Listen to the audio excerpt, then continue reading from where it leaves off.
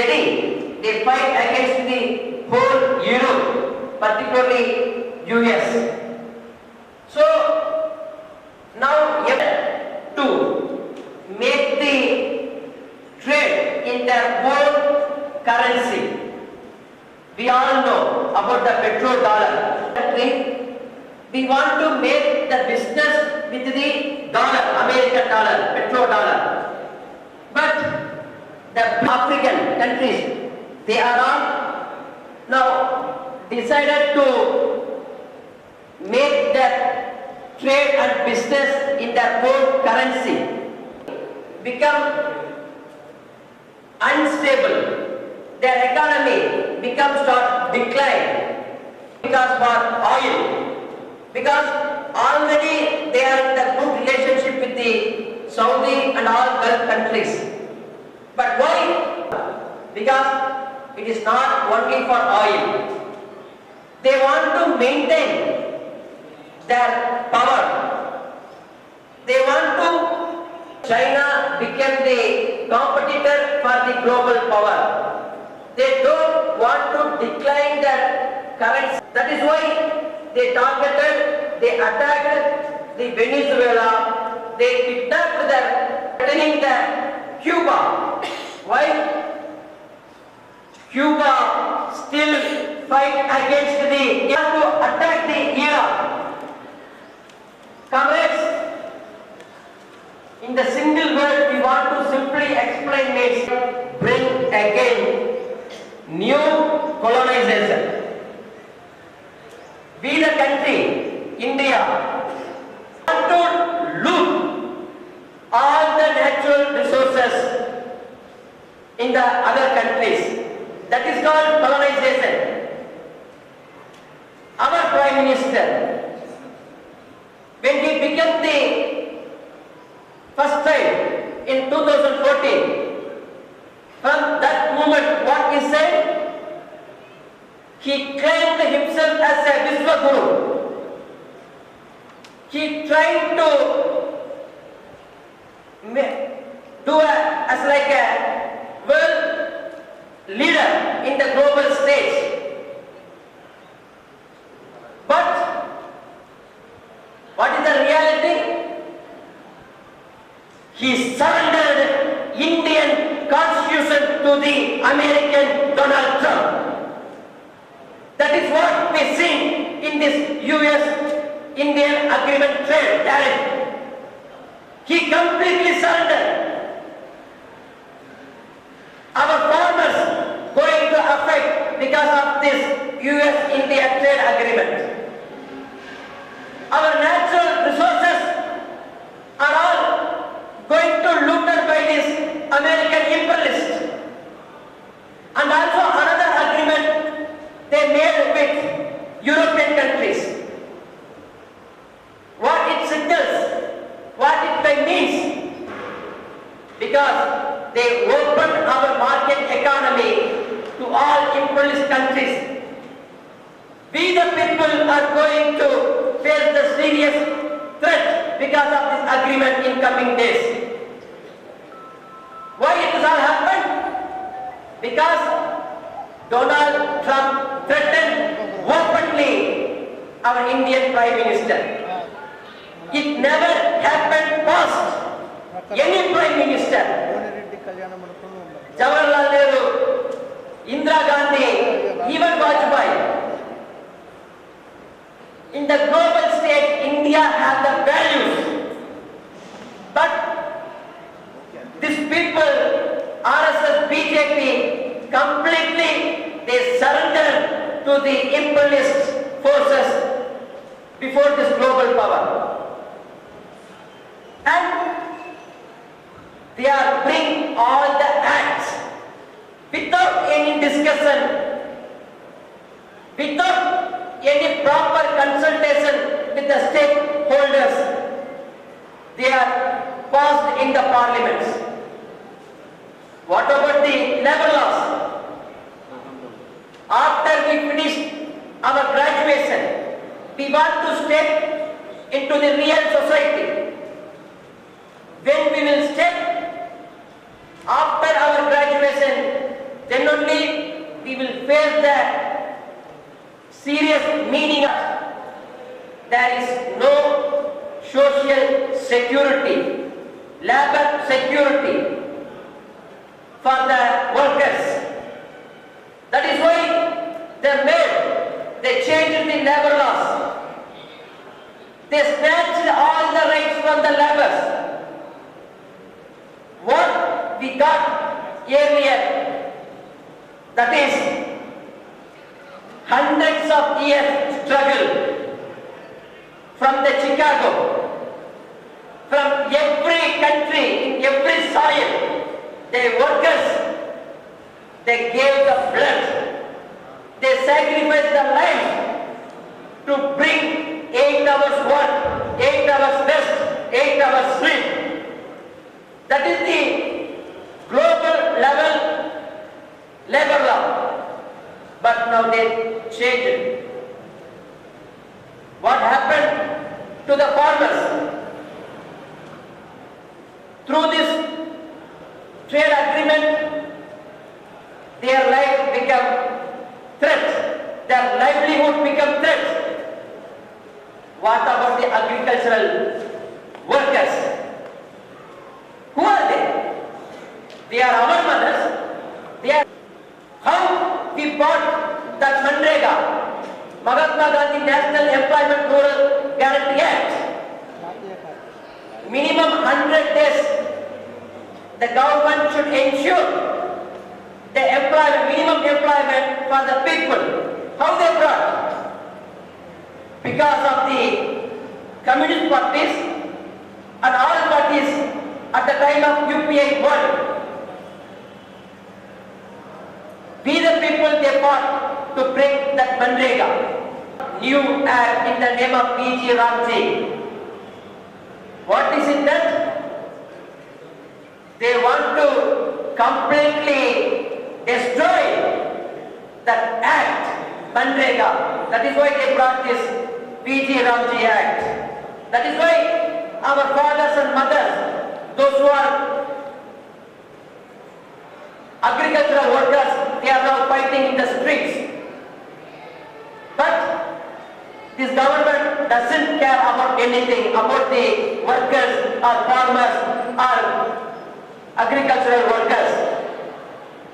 What happened to us, particularly the education field? This government, from day one, they start targeting the education sector. Because we know education is the only tool to empower the knowledge. This government, they doesn't have the belief in the democracy, in the knowledge, in the equality.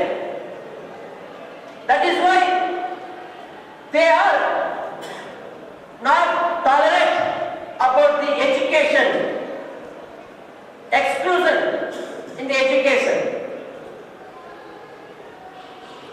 That is why they want to push up the marginalized SC, ST, OBC students from the education, particularly in the science background education.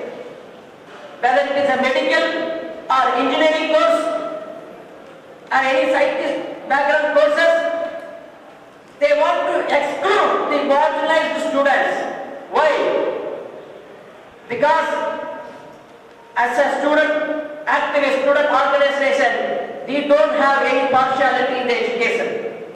But that is why this government don't want the common students, particularly from SC, ST, OBC, to become a doctor or to become an engineer.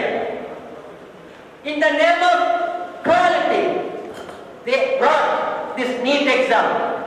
They brought this CUET exam. What is in this NEET and CUET exam? They always put an argument before us that about quality. We are not against the quality, but in the RSS meaning, quality, we need to seriously analyze. Because what is their ideology?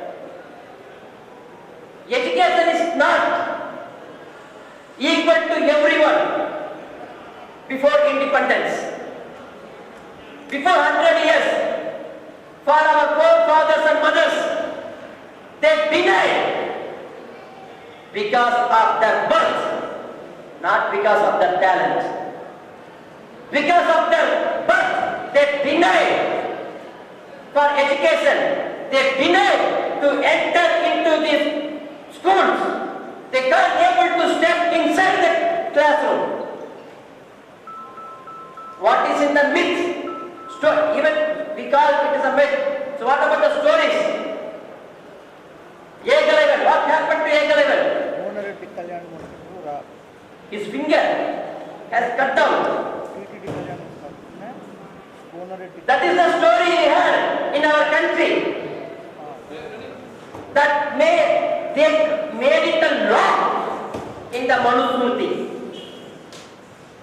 So comrades, education we not easily get. So it is our duty to protect. Through that, again, into the new form, that is NEP 2020. We need to seriously study, go through properly. Then only we can able to mobilize the student, be able to convince the student against this NEP. That is why they brought this NEET and CUET exams in the name of equality. Why? And mothers, they denied because of the births. Only the term has been changed in the NEP, but the sense, the meaning in Tamil Nadu, because of this NEET exam, many students they committed suicides. The Tamil Nadu is the first state. From the day one, we are fighting against this NEET exam. Even our state government, we passed 3 times the resolution in our state assembly, but still this union government president doesn't give the assent for our bill. Still it is pending in the Delhi.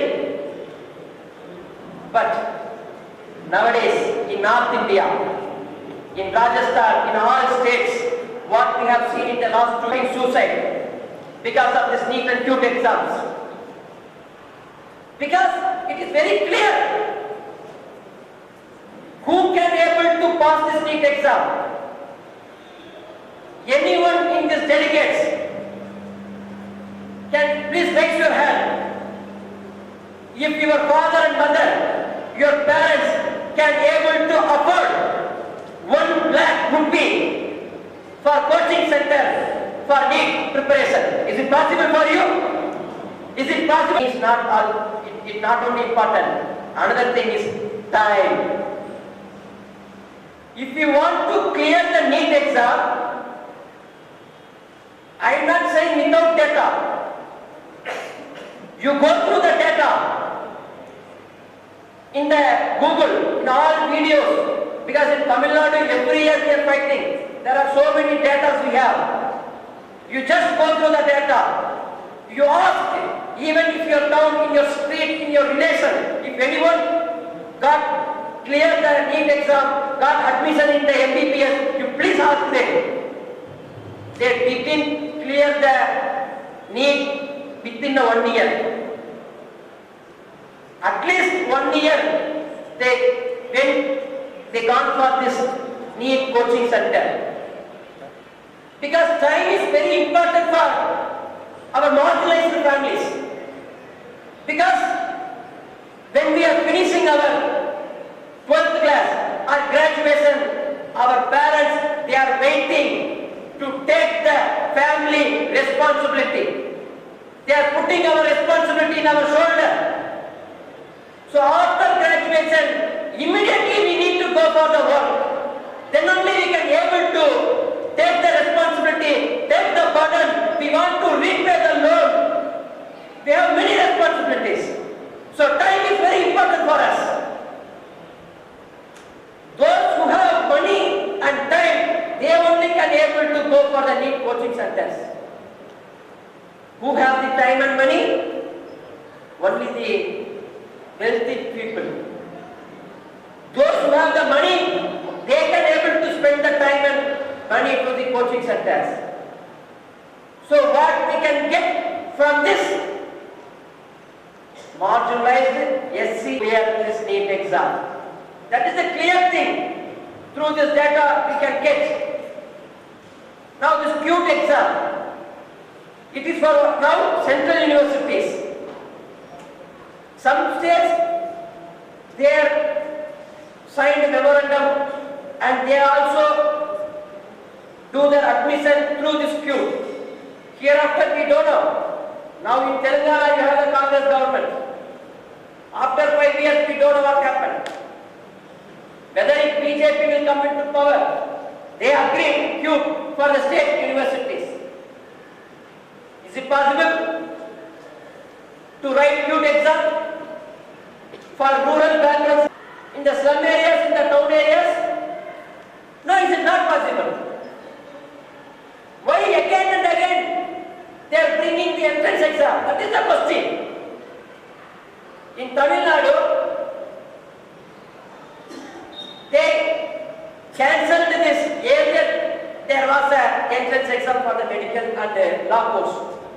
After that, they cancelled this entrance exam. After that, many rural students, marginalized students become the doctors in Tamil Nadu. That is why in medical healthcare, Tamil Nadu is the pioneer state in country. It is a medical hub in our country because of social justice.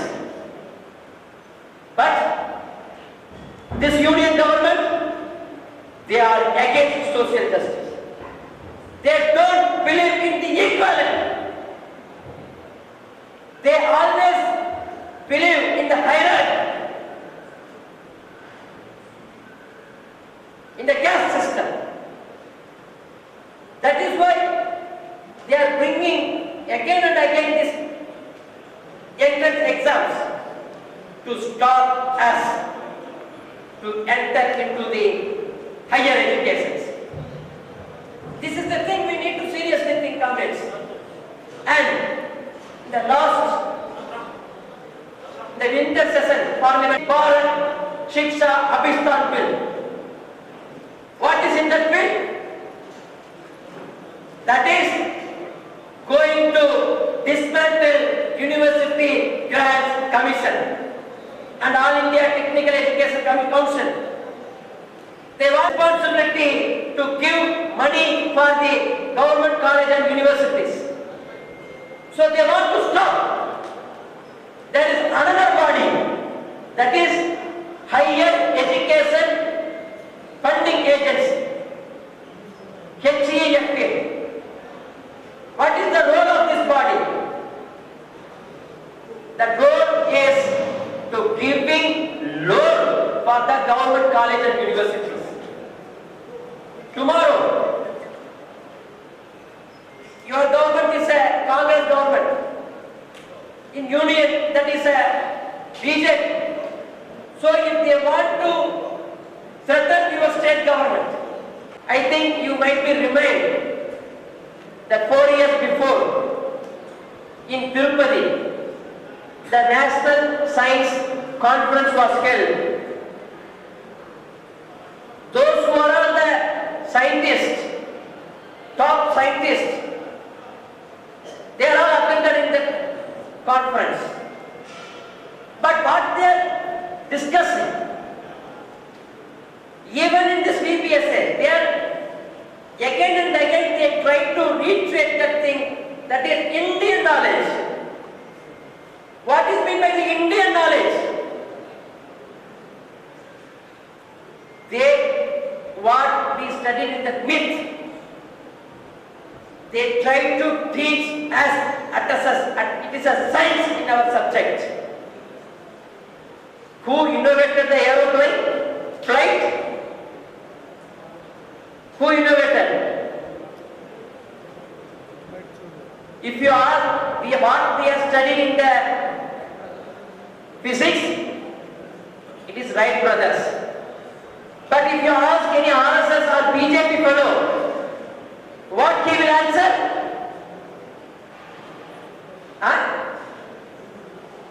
You know that Pushpa Viman. In Telugu also same. Pushpa Viman. Can we accept that? Eh? Then what about the plastic surgery? You know that Vinayaka. Yeah. So this nonsense they want to add in our science subject. నిన్న మన MLA గారు పూర్ణమిల్లి సాంబశివరావు గారు మీ జాతీయ నాయకులు రాష్ట్ర నాయకులంతా చాలా విషయాలు కూడా మీకు చెప్పడం జరిగింది. నేను మీ మేమే బోర్ కొట్టించాను. కేవలం 5 లేదా 10 నిమిషాలు మాట్లాడి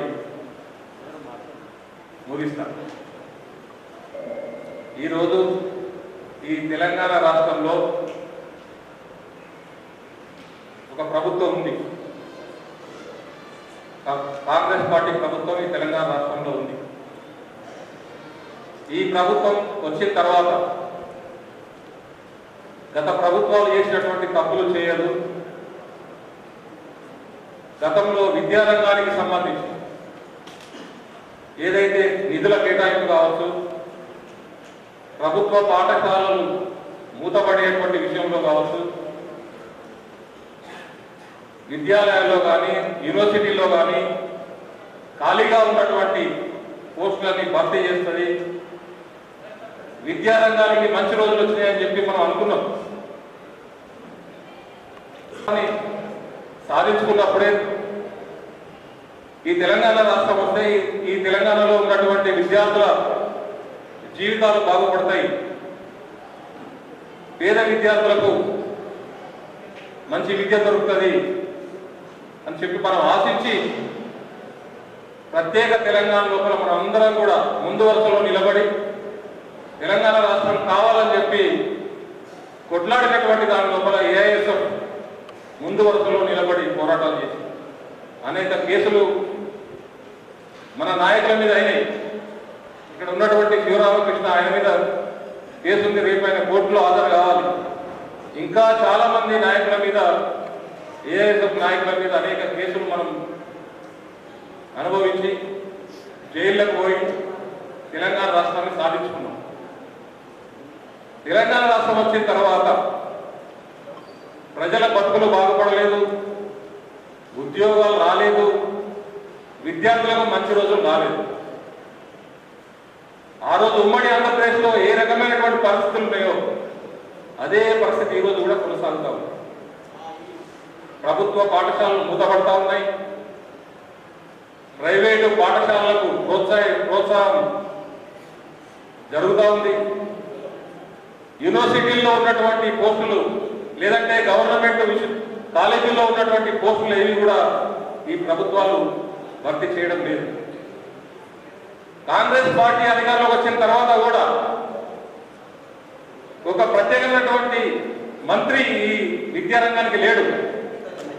విద్య అనేది ఇప్పుడు ముఖ్యమంత్రి దగ్గర ఉంది. విద్యారంగం ముఖ్యమంత్రి పట్టించుకునేటువంటి పరిస్థితుల్లో లేడు. మన ఏఐఎస్ఎఫ్ చాలా సార్లు డిమాండ్ చేసింది, ఒక ప్రత్యేకమైనటువంటి మంత్రిని మీరు కేటాయించండి, విద్యారంగానికి నిధులు కేటాయించండి, విద్యారంగం మీద ప్రత్యేకమైన దృష్టి పెట్టాలని చెప్పి కాంగ్రెస్ పార్టీ అధికారంలోకి వచ్చిన తర్వాత అనేక సందర్భాలుగా మన పార్టీ కావచ్చు లేదంటే ఏఐఎస్ఎఫ్ కూడా అనేక సందర్భాలుగా రాష్ట్ర ప్రభుత్వ దృష్టికి తీసుకుపోవడం జరిగింది. పోరాటాలు కూడా చేయడం జరిగింది. కానీ ఇప్పటి వరకు ఎక్కడ వేసినటువంటి దొంగలు అక్కడే ఉన్నటువంటి పరిస్థితి ఈరోజు ఈ తెలంగాణ రాష్ట్రంలో దాపరించింది. ఈ అంశాల మీద కొట్లాడేది ఎవరు? ఈ రాష్ట్రంలో ఈ అంశాల మీద కొట్లాడే చెప్పుకోవాలి. అనేక సంఘాలు ఉన్నాయి. అనేక సంఘాలు ఉన్నప్పటికీ కానీ ఈరోజు సరే పార్టీ అంశమైనా కాంగ్రెస్ పార్టీతో సిపిఐ పార్టీ మరి స్నేహపూర్వ పార్టీ ఉన్నప్పటికీ ప్రజల సమస్యలు వచ్చినప్పుడు స్నేహం విహం జాతానై ప్రజల పక్షానే మేము ఉంటాం ఈరోజు చెప్పదలుచుకున్నాం. కేంద్రానికి సంబంధించి అనేక అంశాలు మీ దినేష్ గారు చెప్పారు. గత 11 ఏళ్లుగా ఈ విద్యారంగానికి తగ్గిస్తూ పోయిన బడ్జెట్లో జీడిపి మీద 1.8% జీడిపి నిధులను కూడా ఈరోజు ఈ కేంద్ర ప్రభుత్వం బడ్జెట్ లోపల కేటాయింపులు జరపడం లేదు. ప్రైవేట్ యూనివర్సిటీలను అనుమతిస్తున్నారు. అంతేకాకుండా విద్యారంగంలో మతోన్మాదాన్ని చొప్పించేటువంటి ప్రయత్నం చేస్తా ఉన్నారు. గతం లోపల ఈ విద్యా కాషాయీకరణకు వ్యతిరేకంగా ముందు వరుసలో నిలబడి పోరాటాలు చేసింది ఐఎస్. విద్యను కాషాయీకరణ చేయొద్దు, వ్యాపారీకరణ చేయొద్దు, విద్యలో పుట్టినటువంటి ప్రతి ఒక్కరికి ఉచితంగా విద్య కావాలని చెప్పి నినదించి పోరాటం చేసింది ఐఎస్.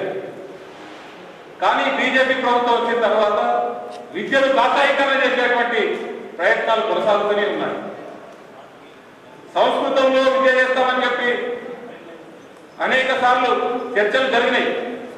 మాతృభాషలో విద్య కావాలని చెప్పి మనం పోరాటం చేస్తా ఉంటే విద్యను సంస్కృతంలో బోధించాలని చెప్పి బీజేపీ వాళ్ళు కేంద్ర ప్రభుత్వం ప్రయత్నం చేస్తా ఉన్నారు. సైంటిఫిక్ ఎడ్యుకేషన్ ఇవ్వాలని చెప్పి మనం పోరాటం చేస్తా ఉంటే మూఢనమ్మకాలు కలిగినటువంటి విద్యను ఈరోజు ప్రోత్సహించే ప్రయత్నం బీజేపీ చేస్తా ఉంది. బీజేపీ పరిపాలించేటువంటి అనేక రాష్ట్రాలలో పాఠ్యాంశాలలో కూడా మూఢనమ్మకాలను పెంచి పోషించేటువంటి విధంగా పాఠ్యాంశాలలో చేర్చినటువంటిది చూసినాం. రాజస్థాన్లో కావచ్చు, లేదంటే మధ్యప్రదేశ్లో కావచ్చు, బీజేపీ పరిపాలిస్తున్నటువంటి అనేక రాష్ట్రాలలో మూఢనమ్మకాలను ప్రోత్సహించే విధంగా విద్య ఉన్నది. ఒక సోషియాలజీ పుస్తకంలో మధ్యప్రదేశ్ లోపల ఒక పాఠం లోపల ఒక పద్యం ఉంటుంది. ఆ పద్యంలో ఏం చెప్తుందంటే, ఓ భగవంతుడా, నన్ను హిందువుగా పుట్టించినందుకు నేను గర్వపడుతున్నాను. ఒకవేళ నేను హిందువుగా పుట్టి ఉండకపోతే, వేరే మతంలో పుట్టి ఉంటే నేను ఎంతో దుఃఖించి నరకానికి పోయిన తర్వాత నరకం లోపల సలసల కాగేటువంటి నూనె లోపల నన్ను వేయించి శిక్షించు. అందుకనే హిందువుగా పుట్టినందుకు నేను గర్వపడుతున్నా అనేటువంటి ఒక పాఠం మధ్యప్రదేశ్లో ఉన్నటువంటి ఒక సోషాలజీలో ఉన్నటువంటి పాఠంలో ఈ మతోన్మాదులు ఈ రకమైనటువంటి పాఠాలను చెప్తా ఉన్నారు. అంటే ఒక క్లాస్ రూమ్లో హిందువులు ఉంటారు, ముస్లింలు ఉంటారు, అనేక వర్గాల వాళ్ళు ఉంటారు. అలాంటి వాళ్ళతో ఇలాంటి పాఠాలు చెప్పించి మూఢనమ్మకాలను పెంచి పోషించేటువంటి విధంగా ఈరోజు ఈ బీజేపీ ఎడ్యుకేషన్ కావాలి అని చెప్పి పోరాటం చేస్తున్నది ఏఐఎస్ఎఫ్. ఇంకా అనేకమైనటువంటి అంశాల లోపల ముందు వరుసలో ఉండి పోరాటం చేస్తున్నది ఏఐఎస్ఎఫ్. అయితే ఈరోజు ఈ తెలంగాణ రాష్ట్ర మహాసభలకు సంబంధించి మీరు ఈ రాష్ట్రంలో విద్యా వ్యవస్థ సౌకర్యాలు ప్రభుత్వం ఇవ్వాలి, ప్రభుత్వం నుండి ఏ రకంగా ప్రభుత్వం సహకరించాలి, ఎక్కడెక్కడ ఖాళీలు ఉన్నాయి, వీటన్నింటినీ కూడా ఈ మహాసభ లోపల మీరు చర్చించి ఖచ్చితంగా ఈ ప్రభుత్వం మీద ఎవరైనా ఉండొచ్చు, కాంగ్రెస్ పార్టీ ఉండొచ్చు, ఇంకా ఏ పార్టీ అయినా అధికారంలో ఉండొచ్చు, మనకు సంబంధం లేదు. ఏఐఎస్ఎఫ్ గా మీరు ఉండాల్సింది విద్యార్థుల పక్షాన, విద్యార్థుల హక్కుల కోసం పోరాటాలు చేయాల్సినటువంటి బాధ్యత మీకు ఉన్నది. అందుకనే ఈ తెలంగాణ 4వ మహాసభ లోపల మీరు చర్చ చేయండి, డిమాండ్లను ముందుకు తీసుకురండి, ఈ ప్రభుత్వం మీద యుద్ధానికి సిద్ధంగా ఉన్నటువంటి అవసరం ఉంది. ఈరోజు గత ప్రభుత్వం మెడికల్ కాలేజీలో తీసుకొచ్చింది, కానీ ఆ మెడికల్ కాలేజీలో పాఠాలు చెప్పడానికి ప్రొఫెసర్లు లేరు. ఆ మెడికల్ కాలేజీ లోపల డాక్టర్లను తయారు చేయాలంటే దానికి కావాల్సినటువంటి పరికరాలు కానీ మిగతా అంశాలు కానీ మెడికల్ కాలేజీ లోపల లేవు. వాటిని ఇప్పటికీ అనేక మెడికల్ కాలేజీ లోపల తగిన సిబ్బంది లేరు. ఈ సమస్యలన్నింటినీ కూడా మీరు అధ్యయనం చేయండి, డిమాండ్లను ముందు అధ్యక్షులు తక్కెళ్ళ శ్రీనివాసరావు గారికి మన రాష్ట్ర మహాసభల పక్షాన ప్రత్యేక విప్లవ ధన్యవాదాలు తెలియజేస్తూ ఈ రాష్ట్ర మహాసభలకు సౌరభ సందేశం ఇవ్వడానికి అతిథిగా విచ్చేసినటువంటి అధ్యక్షత వహిస్తున్నటువంటి మణికంఠ రెడ్డి గారు, వేదిక మీద ఉన్నటువంటి ఏఐఎస్ఎఫ్ జాతీయ ప్రధాన కార్యదర్శి దినేష్ రంగరాజన్ గారు, ఏఐఎస్ఎఫ్ మాజీ జాతీయ అధ్యక్షులు తక్కనపల్లి శ్రీనివాసరావు గారు, అదేవిధంగా ఏఐక్యూసీ రాష్ట్ర అధ్యక్ష కార్యదర్శులు యూసుఫ్ గారు, బాలరాజు గారు, ఎన్ఎంఐడబ్ల్యూ రాష్ట్ర కార్యదర్శి జ్యోతి గారు, బోమయ్య గారు, ఏఐఎస్ఎఫ్ ఆఫీస్ మెంబర్స్ అందరికీ కూడా ముందుగా అభినందనలు తెలియజేసుకుంటా ఉన్నాం. ఈ 4వ మహాసభ 3 మహాసభలకి నేను రాష్ట్ర కార్యదర్శిగా ఉండి నడిపించడం జరిగింది. 4వ మహాసభకి మాజీ నాయకుడిగా మీ ముందుకు వచ్చి ఈ మాట్లాడే అవకాశాన్ని నాకు కల్పించినందుకు మరొకసారి ఆహ్వాన సంఘం వారికి, ఏఐఎస్ఎఫ్ రాష్ట్ర కౌన్సిల్ కూడా ఈ సందర్భంగా మరొకసారి కృతజ్ఞత. 90 సంవత్సరాల సుదీర్ఘమైనటువంటి చరిత్రని పూర్తి చేసుకుని 91వ వసంతంలోకి అఖిల భారత విద్యార్థి ఫెడరేషన్ అడుగుపెట్టిన నేపథ్యంలో 4వ మహాసభని నిర్వహించుకుంటా ఉన్నాం. ఈ 90 ఏళ్ల సుదీర్ఘ ఉద్యమ పోరాట మైలురాళ్లలో విద్యార్థుల తరపున పోరాడి విద్యార్థులకు అనేకమైనటువంటి విజయాలని అందించినటువంటి ఏకైక సంఘం మన అఖిల భారత విద్యార్థి ఫెడరేషన్. ఈ ఫెడరేషన్ స్వతంత్ర స్ఫూర్తి కోసం, స్వతంత్ర సమాఖ్యల కోసం ఆనాడు విద్యార్థులను దేశమంతా ఏకం చేసి అఖిల భారత విద్యార్థి ఫెడరేషన్ ని, విద్యార్థుల్ని, స్వతంత్ర విద్యార్థి సంఘాలని ఏకదాటి మీదకి తీసుకొచ్చి ఒక ఫెడరేషన్ ఏర్పాటు చేసి ఆనాడు స్వాతంత్రంగా జన్మ హక్కుని పొత్తిల్లోనే పొడిపోసుకొని మరి ఉద్భవించినటువంటి మొనగాడి విద్యార్థి సంఘానికి మన 90 ఏళ్ళు అయింది.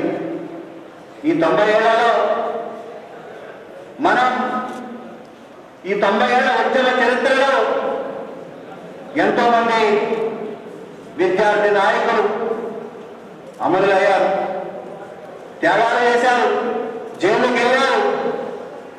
వాళ్ళ త్యాగాల పునాదుల మీద ఈ ఏర్పడినటువంటి అఖిల భారత విద్యార్థి ఫెడరేషన్ ఈ రోజు వరకు పోరాటం చేస్తూనే ఉంది.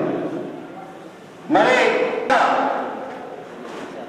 పేద విద్యార్థుల కోసం ఉద్యమాన్ని నిర్మించి పోరాటాలు నిర్వహించి విద్యార్థుల్లో తలలో నాలుకలా ఉన్నటువంటి విద్యార్థి సంఘం మన అఖిల భారత విద్యార్థి ఫెడరేషన్. భగత్ సింగ్, రాజ్గురు, సుఖదేవ్, చంద్రశేఖర్ ఆజాద్, అమీర్ సీతారామరాజు లాంటి విప్లవ వీరుల యొక్క ప్రాణ త్యాగాలతో ఎరుపెక్కినటువంటి విద్యార్థి ఫెడరేషన్ ఈ అఖిల భారత విద్యార్థి ఫెడరేషన్. వాళ్ళ స్ఫూర్తితో, వాళ్ళ త్యాగాలతో ఈ శ్వేతారణ పతాకం 90 ఏళ్ల సుదీర్ఘ ఉద్యమ చరిత్రని పూర్తి చేసుకుని మరి ఎటువంటి పోరాటం నిర్వహించింది, ఎటువంటి పోరాటాలు నిర్వహించాలనేది సందర్భం ఈ దేశంలో ఉన్నది. ఈ దేశంలో మతోన్మాద శక్తుల విద్యాలయాలకు నేరుగా చొచ్చుకొని వస్తా ఉన్నాయి. నిన్న విశాఖపట్నంలో ఆంధ్ర యూనివర్సిటీలో అక్కడ ఉన్నటువంటి విశ్వవిద్యాలయాల వాతావరణాన్ని కూడా కలుషితం చేయడం జరిగింది. ఇవాళ హైదరాబాద్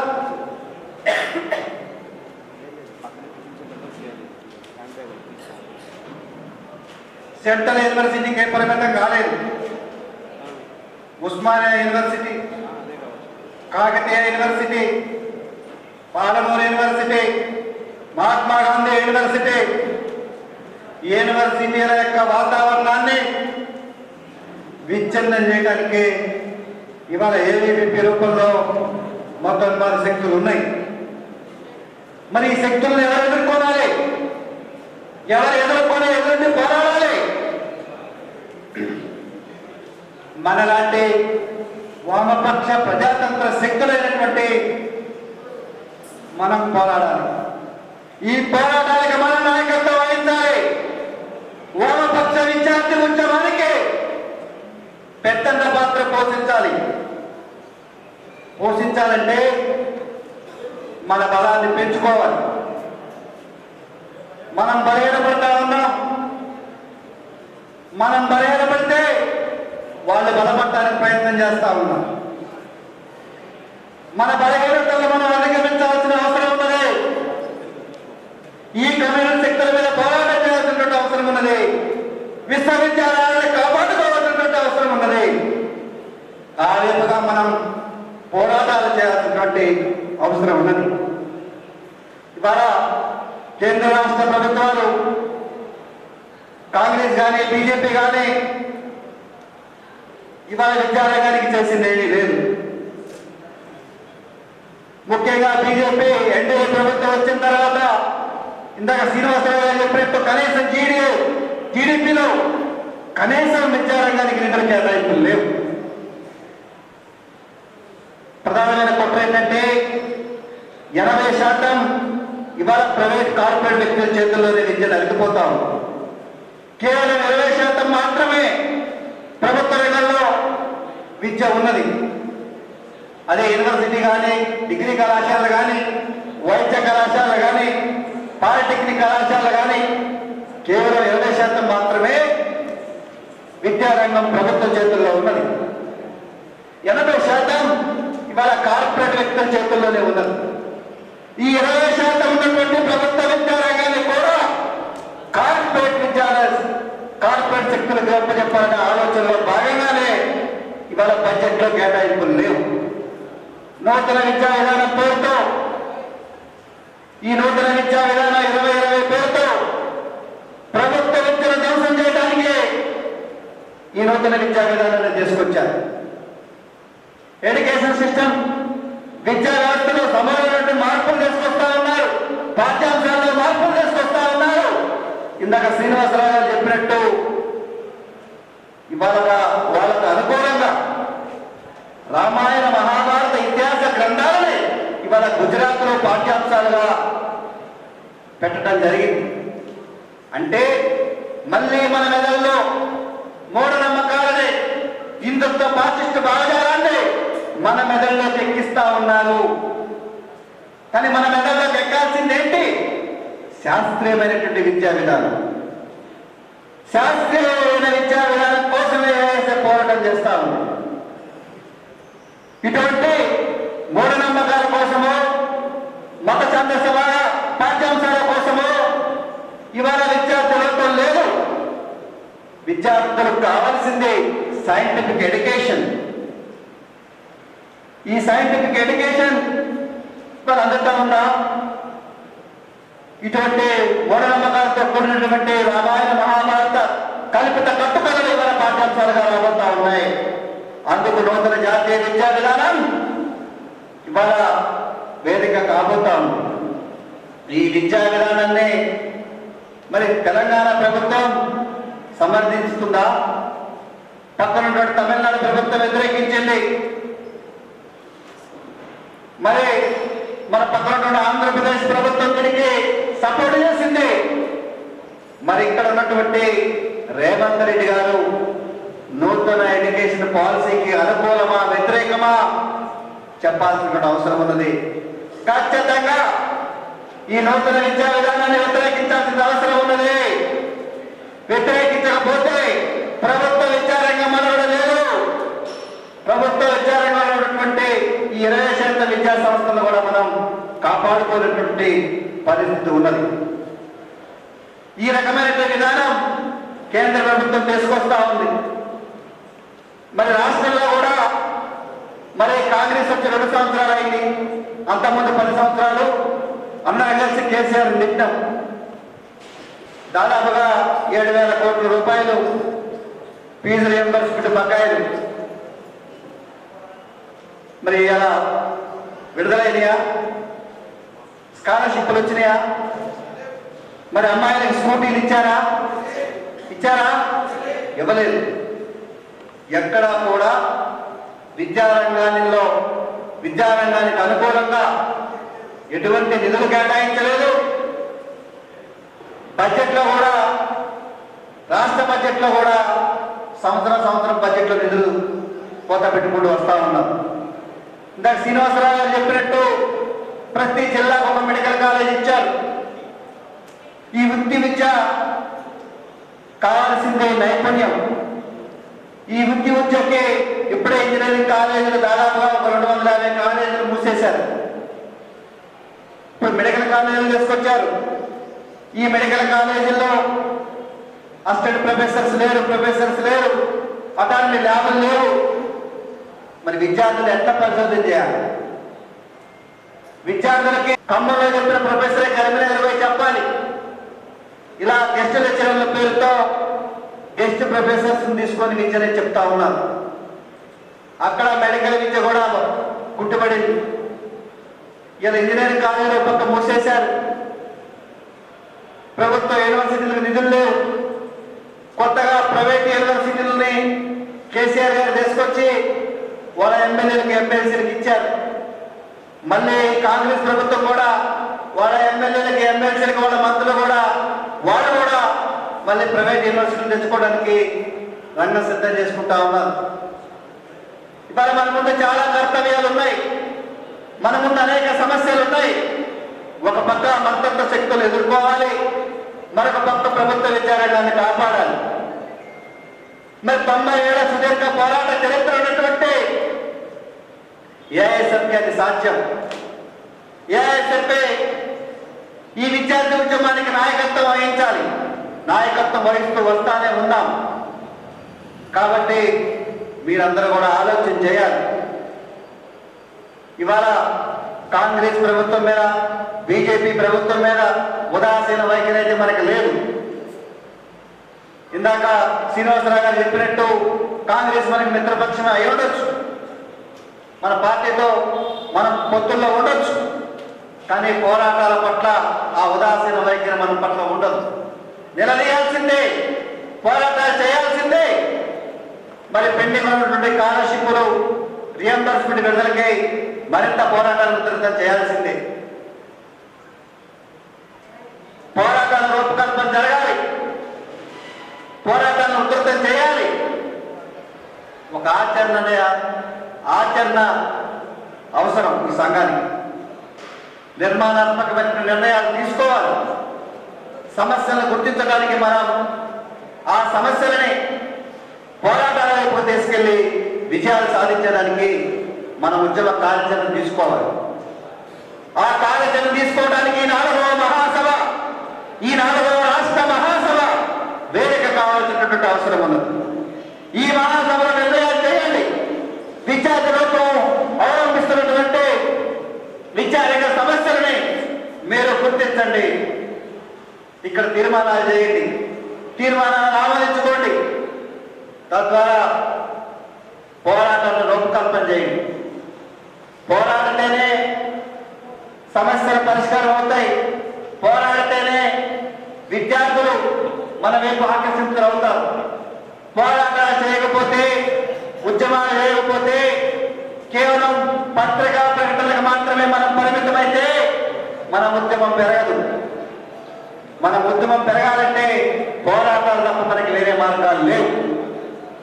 ఈ 4వ రాష్ట్ర మహాసభ విద్యార్థి హక్కుల గురించి, విద్యారంగ సమస్యల పరిష్కారం గురించి ఆలోచన చేసి ఆ రకమైనటువంటి నిర్ణయాలు తీసుకోవాలని ఆకాంక్షిస్తూ, ఒక మంచి నిర్ణయాలతో, ఒక మంచి నాయకత్వంతో ఈ మహాసభలో ఒక మంచి నూతన ఉద్యమంతో ఈ మహాసభ విజయవంతం కావాలని మరొకసారి ఆకాంక్షిస్తూ నాకు అవకాశం కల్పించినటువంటి ఆహ్వాన సంఘానికి, ఏఐఎస్ఎఫ్ రాష్ట్ర కౌన్సిల్కి మరొకసారి ధన్యవాదాలు చెప్తూ ముగిస్తాము.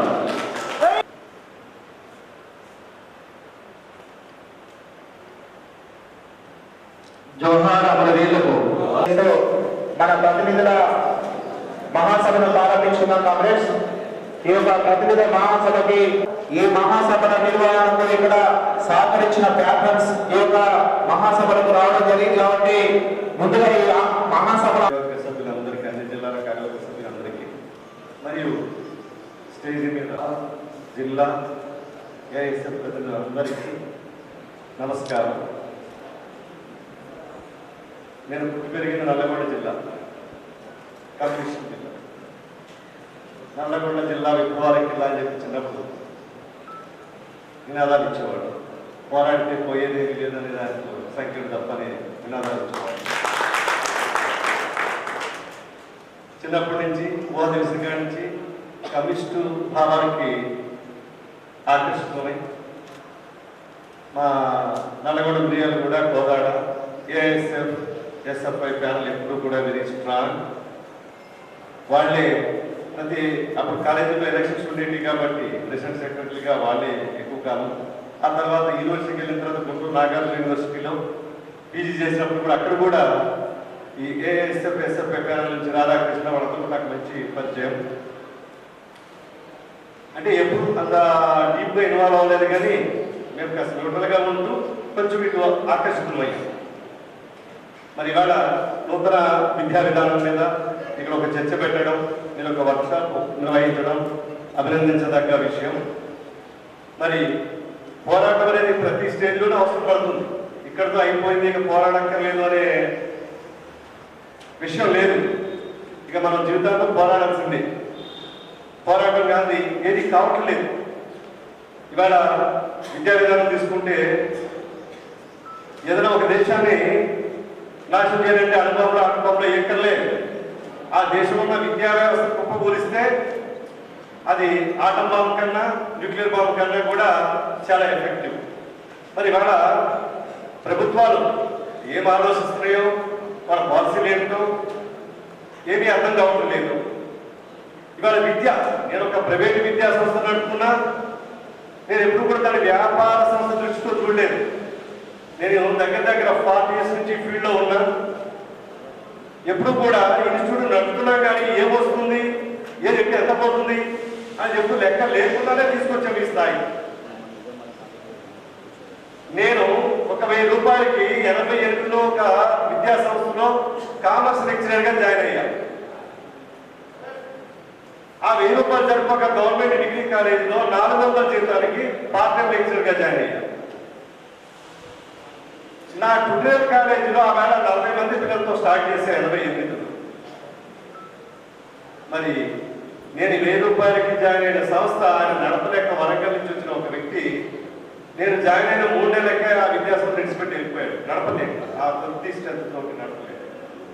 నేను అక్కడ ఎంప్లాయీగా 1000 రూపాయలకి లెక్చర్గా ఉన్న నేను తోటి కొలీగ్స్, పేరెంట్స్, మరి ఆయన వెళ్ళిపోయాడు సార్, మధ్యలో మేము వెళ్ళిపోవాలి, పిల్లలు వెళ్ళిపోవాలి, మీరు భుజానికి ఎత్తుకుని నేను ముందుకు తీసుకెళ్ళండి సార్ అని వాళ్ళు ఇచ్చిన సహకారము, వాళ్ళు ఇచ్చిన సపోర్ట్ తోటి ఇవాళ విద్యా సంస్థకి ప్రాణం పోసి దాన్ని ఇవాళ 40 సంవత్సరాల దగ్గర ఈ స్థాయికి తీసుకొచ్చి ఇవాళ 1000 మంది విద్యార్థులు నేను ఎడ్యుకేషన్ ఇస్తున్నాను.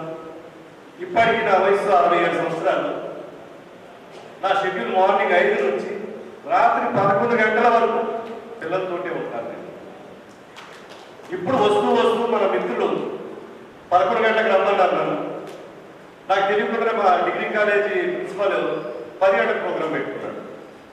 అది కూడా చూడండి, బజాజ్ ఫిన్సర్వ్ మన భారతదేశం అంతా కూడా సర్వ్ చేసి ఈ కార్పొరేట్ రెస్పాన్సిబిలిటీ కింద రూరల్ ఏరియాలో ఎవరైతే గ్రాడ్యుయేషన్ కంప్లీట్ చేస్తున్నారో, గ్రాడ్యుయేషన్ కంప్లీట్ చేసిన విద్యార్థుల్లో ఏ ఒక్కరికి ఇప్పుడు 80% వాళ్ళకి ఉద్యోగాలు చేసే స్కిల్స్ లేవని చెప్పి వాళ్ళు సర్వే రిపోర్ట్ సబ్మిట్ చేశారు బజాజ్ ఫిన్సర్వ్ కంపెనీ వాళ్ళు.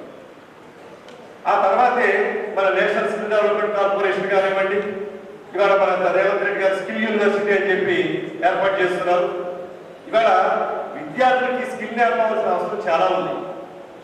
ఇవాళ మా దగ్గర వచ్చేది అటు ఆదిలాబాద్ జిల్లా, ఇటు మెదక్ జిల్లా, సంగారెడ్డి జిల్లా, బోధన నుంచి సరౌండింగ్ 200 కిలోమీటర్స్ నుంచి మా బోధన వస్తున్నారు పిల్లలు. అడ్మిషన్ చేసే టైంలో వాళ్ళు చదువుకోలేదు, వాళ్ళు ఎక్కువగా చదువుకోకపోయి ఉండొచ్చు పేరెంట్స్.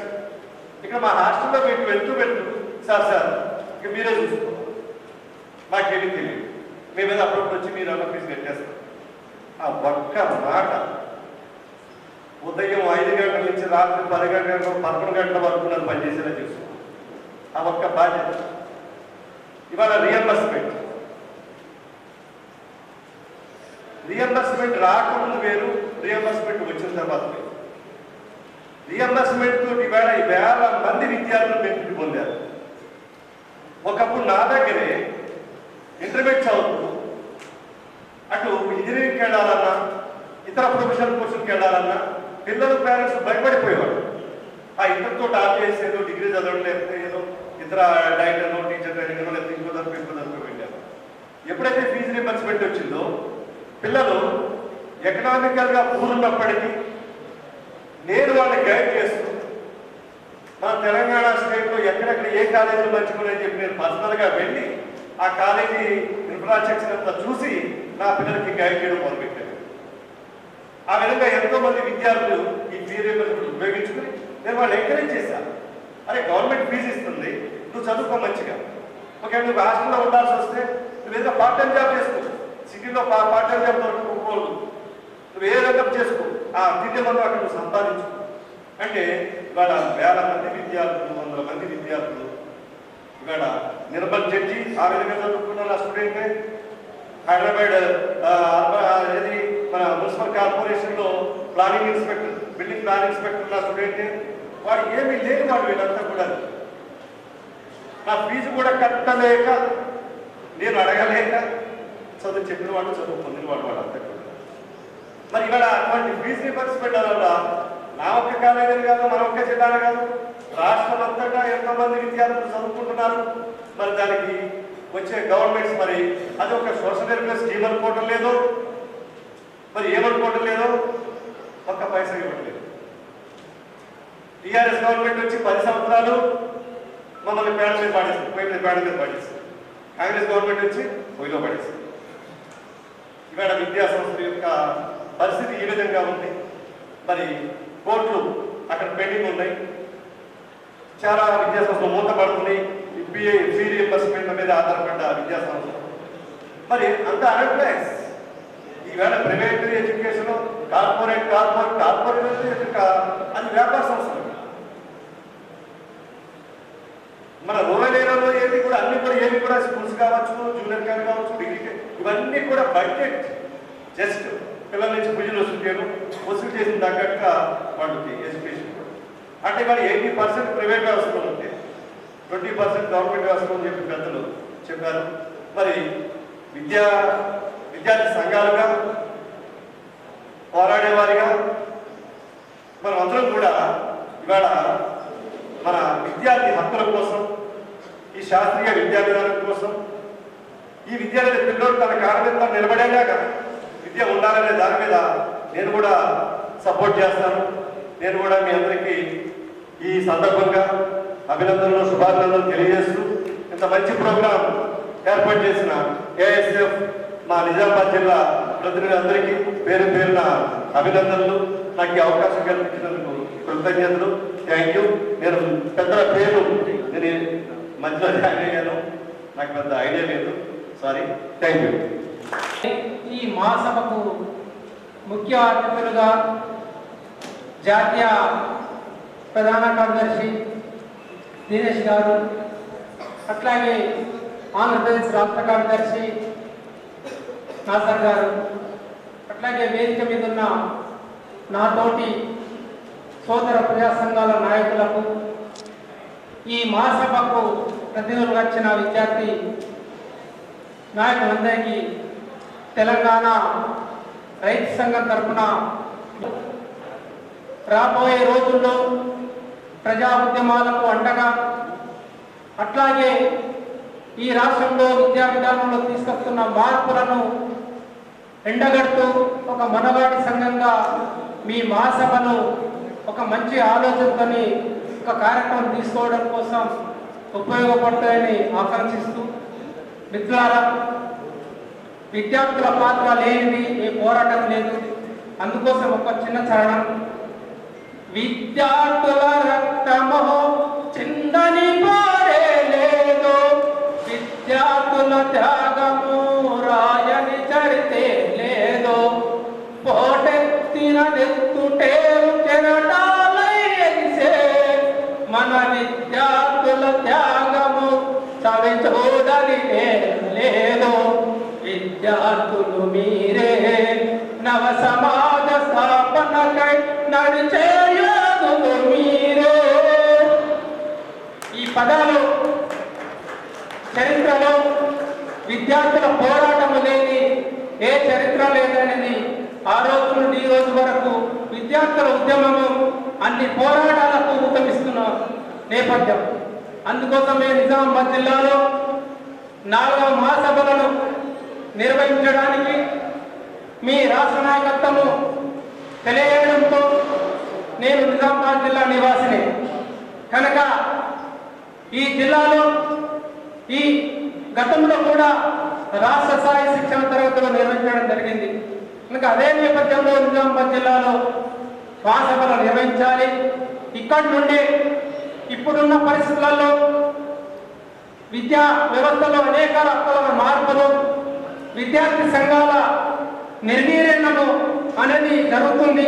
తెలంగాణ రాకముందు ఒక తీరు ఉద్యమము, తెలంగాణ వచ్చిన తర్వాత విద్యార్థి సంఘాల పాత్ర తెలుస్తున్న పరిస్థితి. అందుకోసమే ఈ మహాసభలో మీరు ఒక మంచి నాయకత్వాన్ని, మంచి ఆలోచనతో ఒక నిర్ణయాన్ని చేసి మన సంఘాన్ని, విద్యార్థి సంఘాన్ని ఈ తెలంగాణ రాష్ట్రంలో ఒక మునగాడి సంఘంగా తీర్చిదిద్దడం కోసం మీరంతా మంచి ఆలోచనతో నిర్ణయాలు చేస్తారని తెలియజేస్తూ మీ మహాసభలు విజయవంతం కావాలని తెలంగాణ రాష్ట్ర రైతు సంఘం తరఫున మీ అందరికీ మరొకసారి విప్లవ ధన్యవాదాలు తెలియజేస్తూ ముగిస్తున్నాను.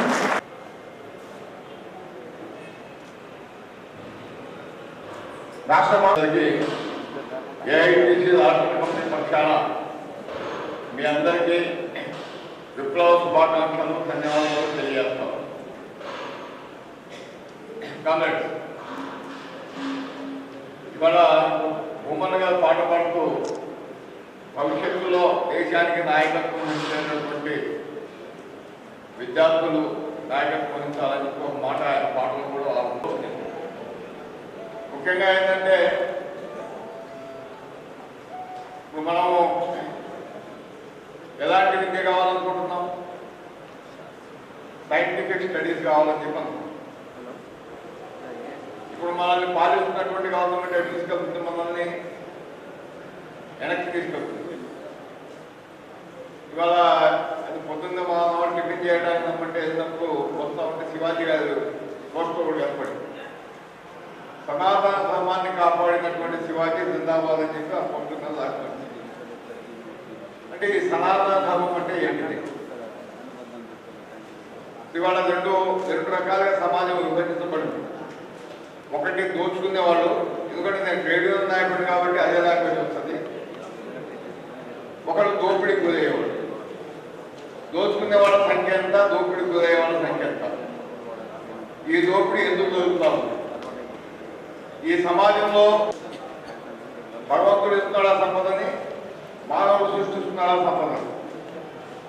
ముందు ఈ విషయాన్ని మనం పరిశోధన చేయాలి విద్యార్థులు. ఆ పరిశోధన చేసినప్పుడు ఇక్కడ రెండు సిద్ధాంతాలు వస్తాయి. మనిషిని దేవుడే పుట్టించాడు కాబట్టి దేవుడే మనిషి తల మీద రాత రాశాడు. ఆ రాత ప్రకారమే ఇది మొత్తం జరుగుతూ ఉంది అనేటటువంటిది ఒక సిద్ధాంతం. మనిషిని దేవుడు పుట్టించలేదు, ఈ భూమిలో నుంచే మానవుడు పుట్టాడు అనేటటువంటి ఒక సిద్ధాంతం ఉంది. డార్విన్ సిద్ధాంతం, పరిణామత్వ సిద్ధాంతం అని కూడా చెప్తుంది. ఈ రెండు సిద్ధాంతాలను స్టడీ చేయాలి. ఎందుకు స్టడీ చేయాలంటే మనిషి ఈ భూమిలో ఆవిర్భవించినట్లయితే ఈ భూమి మీద అనేక రసాయనిక చర్యలు జరిగిన ఫలితంగా నిర్జీవమైన పదార్థంలోంచి జీవం పుట్టి ఉంటే భగవంతుడు ప్రమేయం ఏమీ లేదు. భగవంతుడు చెప్పే సిద్ధాంతాలన్నీ తప్పు సిద్ధాంతాలే. అంటే కొంతమంది వాళ్ళ పాత్ర కోసం ఈ సిద్ధాంతాన్ని సృష్టించి దోపిడీ చేస్తా ఉన్నారు. అంటే మన తల్లిదండ్రులంతా కష్టపడి సంపదను సృష్టిస్తా వస్తే ఇవ్వట్లేదు. మనకు కావాల్సినటువంటి భోజనం కానీ, క్యాంటీన్ ఫెసిలిటీ కానీ, మన యూనిఫామ్ కానీ, అంటే విద్య కోసం అయ్యేటటువంటి ఖర్చులన్నీ ఈ గవర్నమెంట్ ఎందుకు భరించట్లేదు అనేది ఇక్కడ బేసిక్ క్వశ్చన్. ఈ బేసిక్ క్వశ్చన్లో దానికి అర్థం కావాలంటే ఈ మానవులు పడేటటువంటి కష్టం రోజుకే సంపద సృష్టించబడుతుందా, లేకపోతే భగవంతుడు పై నుంచి ఆయన దాచినటువంటి తలవాసంగా సంపద ఇస్తున్నాడా, ఇది తేలాలి. ఇది వాస్తవ కాదని మీరు పరిశోధన చేయాలి. నేను మీ ముందు క్వశ్చన్ పెడతాను. ఇవాళ కేంద్రంలో ఉన్నటువంటి ప్రభుత్వం బడ్జెట్లో ఎంత పెట్టింది విద్య కోసం? ఎంత పెట్టింది? 2.4%. అంటే కేంద్ర బడ్జెట్ 100 రూపాయలు అయితే 2.6 విద్య కోసం ఖర్చు పెడతారంట. తర్వాత ఇంకో కొత్త నిదానం బయలుదేరుతూ ఉంది. రిజర్వేషన్లు ఉండటానికి వీల్లేదు, అందరూ కష్టపడి చదువుకోవాల్సిందే, కష్టపడి చిక్కు సాధిస్తే ఆయన డాక్టర్ అయిన తర్వాత బయటకు పోయి ఎంతమందిని చంపుతాడు. కాబట్టి తెలియని వాడికే ఇవ్వాలి అని చెప్పి ఒక ఆర్గ్యుమెంట్ వచ్చింది. నాకు కూడా డౌట్ వచ్చింది, ఇదేదో మంచి క్వశ్చన్ వేసినారు కదా అని చెప్పి కాసేపు ఆలోచించిన తర్వాత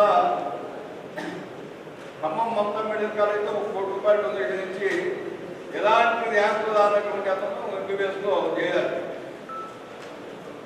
మరి ఆయన బయటకు వెళ్ళి ఏం చేస్తాడు? ఎంతమంది వస్తాడు ఎంబీబీఎస్ అయిపోయినాక? ఆయనకి ఏం ర్యాంక్ లేదు కదా, తెలియలేదు కదా. అంటే అక్కడ కనుక ఇక్కడ అనేక శతాబ్దాల నుంచి వెనకబడినటువంటి అనేక కులాలు ఉన్నాయి, ఊళ్ళలో బయట పెట్టినటువంటి కులాలు ఉన్నాయి. చదువుకున్న వాళ్ళని ఇంట్లో పుట్టేదేమో మనం స్కూల్కి వెళ్ళి వచ్చినాక ఏ సీట్ చదివేసేటప్పుడు సీట్ చదవాల్సిందే, ఇక్కడ టీ చదివితే మన తల్లిదండ్రులు చెప్తారు. వాడికి కూడా చెప్పాలి, అంత తెలివి ఉండదు కదా. మరి వాళ్ళని డెవలప్ చేయాలంటే కొంత రిజర్వేషన్ పెట్టాలి కదా, వాళ్ళని ముందుకు తీసుకురావాలి కదా.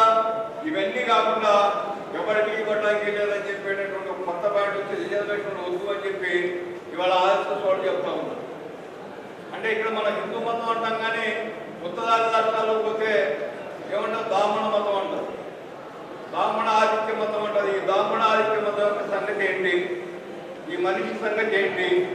మానవుడు మామూలుగానే పుట్టిండా, భగవంతుడు పుట్టించిండా, భగవంతుడు రాసినటువంటి గ్రంథాలు కరెక్టా, లేదా సైన్స్ చెప్తున్నటువంటి విధానం కరెక్టా? ఇందాక మన జాతీయ కార్యదర్శి మాట్లాడుతూ పుష్పక విమానం గురించి మాట్లాడాడు. పుష్పక విమానం ఉందో లేదో నాకు తెలియదు, కానీ నేను చూడలేదు. కానీ అసలు విమానం అనేటటువంటి ఆలోచన వచ్చింది దాంట్లో పేర్కోవటం వల్ల. తర్వాత మనిషికి పైకి ఎగరాలనే కోరిక వచ్చింది. పైకి ఎట్లా ఎగరాలని చెప్పి అనేక ప్రయత్నాలు చేస్తే కొన్ని అంశాన్ని కనిపెట్టి ఒక సైన్స్ తయారు చేసుకొని పైకి ఎక్కినటువంటి మాట వాస్తవం. అంటే మన పాత గ్రంథాల్లో వాళ్ళు ఉన్నటువంటి ఊహల్ని అనేక రకాలుగా రాస్తున్నారు. వాటిని పట్టుకొని మాకు అప్పుడే ప్లాస్టిక్ సర్జరీ ఉంది, వినాయకుడిని చెప్పడం, మన అందరినీ వెనక్కి తీసుకెళ్ళటం. అంటే ఇది కాదు మనకు కావాల్సింది. నిజమేంటి, అబద్ధమేంటి? నిజమైనటువంటి సమాజం వైపు మనం ఎట్లా ప్రయాణం చేయాలి? ఆ ప్రయాణం చేయడానికి కావాల్సినటువంటి పద్ధతితో మనం ముందు కొనసాగాల్సినటువంటి అవసరం ఉంది. కాబట్టి విద్యార్థి లోకం మీ మీదనే ఇదంతా ఆధారపడి ఉంది. నేను కూడా విద్యార్థి సంఘంలో సంవత్సరం పనిచేసినప్పుడే మాకు ఈ డబ్బులన్నీ అంటే వాస్తవం తెలుసుకోవాలి. అబద్ధాలు మీద నడవడానికి వీల్లేదు. అబద్ధం చెప్పేవాడు దేవుడైనా కానీ వాడికి పనిష్మెంట్ ఇవ్వాలి. వాడికి ఆ భగవంతుడు మనం పక్కకు పెట్టేయాల. వాస్తవం మీద జరిగేటటువంటి కార్యక్రమాన్ని ముందుకు తీసుకెళ్లే క్రమంలో మనం ముందుకు కొనసాగుతూ ఈ సమాజాన్ని ఇంకా మనం మరింత ముందుకు తీసుకెళ్లాలా. అది మీ బుధస్కంధాల మీద ఉంది, భవిష్యత్తు మీదే. కాబట్టి మీరు ఈ కార్యక్రమాల్లో మరింత వాస్తవాన్ని తెలుసుకుని అధ్యయనం చేసి ముందుకు కొనసాగాలని ఈ సందేశం మీకు ఇవ్వడానికి మాత్రమే నేను ఇక్కడ రావడం జరిగింది. కాబట్టి ప్రశ్న ఒక లాస్ట్ ఒక మాట చెప్తా. కాల్ మార్క్స్ అనే మహానుభావుడు కమ్యూనిస్ట్ సిద్ధాంతాన్ని రాశాడు. ఆయన ఒకసారి పత్రికల వాళ్ళు వచ్చి మీకు ఇష్టం వచ్చినటువంటి ప్రశ్న ఏంటంటే, మీకు ఇష్టమైన ప్రశ్న ఏమిటి అని అడిగితే ఆయన సమాధానం కూడా ఏమిటి అన్నాడు. అంటే రెండో ప్రశ్న ఏంటంటే రెండో ప్రశ్న కూడా ఏమిటి అన్నాడు.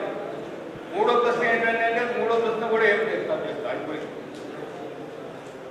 ఏమిటి ఏమిటంటే ఇది ఏమిటి, ఇది ఎక్కడి నుంచి వచ్చింది, ఇది ఎట్లా ఉపయోగించింది, ఎట్లా పుట్టింది, ఈ విషయాన్ని ఎట్లా తెలుసుకోవాలి అనేటటువంటి. ఏమిటి అంటే నేను కొడుకున్న బట్ట ఏమిటి, ఎక్కడి నుంచి వచ్చింది, దాని యొక్క సృష్టి ఎట్లా జరిగింది, నేను చదువుకున్న పుస్తకం ఎట్లా వచ్చింది, విమానం ఎట్లా వచ్చింది, ర్యాక్ ఎట్లా వచ్చింది, మనిషి ఎట్లా వచ్చాడు, సమాజం ఎట్లా వచ్చింది, ఇవన్నింటినీ మనం పరిశోధన చేసిన నాడు ఈ సమాజాన్ని మనం ముందుకు తీసుకెళ్ళడానికి మనకు అవకాశం ఉంటుందని చెప్పి మీ అందరికి తెలియజేసుకుంటూ ఇక్కడ మాట్లాడేటటువంటి అవకాశం ఇచ్చినటువంటి అధ్యక్షుల వారికి కార్యనిర్వాహక సభ్యులందరూ కూడా ఏఐటీసీ రాష్ట్ర కమిటీ తరఫు నుంచి మరోసారి ధన్యవాదాలు మీ అందరికీ లాభాలు తెలియజేసుకుంటూ సెలవుకుంటాం.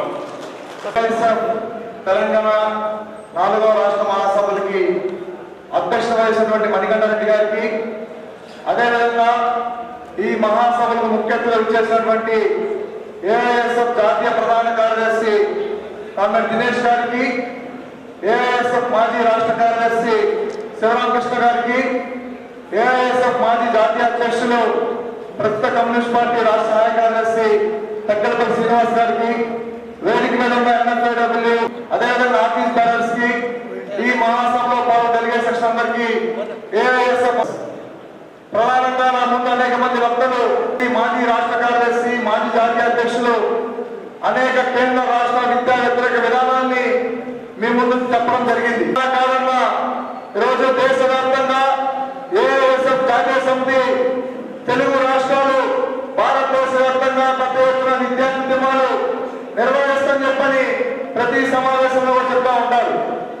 కేవలం మనం మెంబర్షిప్ లోనే కాదు, మనం మూవ్మెంట్ లో ముందుంటాం, ఉద్యమాల నిర్వహించడంలో ముందుంటాం. కాబట్టి ఖచ్చితంగా ఇంకా భవిష్యత్తులో పెద్ద ఎత్తున కూడా ఈ తెలుగు రాష్ట్రాల్లో ఇంకా ఏఐఎస్ఎఫ్ బలోపేతం చేయాల్సిన అవసరం, ఆవశ్యకత ఉంది. కాంగ్రెస్ ప్రధానంగా మనకు తెలుసు, కేంద్రంలో నరేంద్ర మోడీ అధికారంలోకి వచ్చిన తర్వాత ఈరోజు పాఠశాలల నుంచి విశ్వవిద్యాలయాల వరకు మత రాజకీయాన్ని మొదలు పెడుతూ ప్రతి ఒక్క యూనివర్సిటీలో మత విద్వేషం రెచ్చగొడుతూ విద్యార్థుల మధ్య పూర్తిగా ఘర్షణలు చేస్తా ఉన్నారు.